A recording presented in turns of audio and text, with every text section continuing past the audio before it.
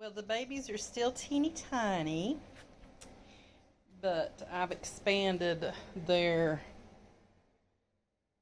things so they can like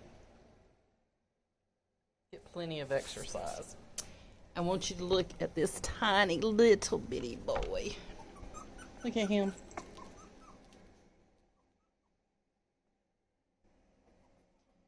He's so tiny, they're still a little bit damp from baths too. He's the tiniest little thing. Look, compared to his siblings. He's so little. And the girl too, this little girl right here. They're definitely gonna stay toy size.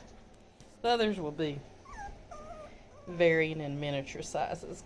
At least that's what they're charting. As soon as I got them out of their drying box, one of them went ahead and peed right there. But that's okay.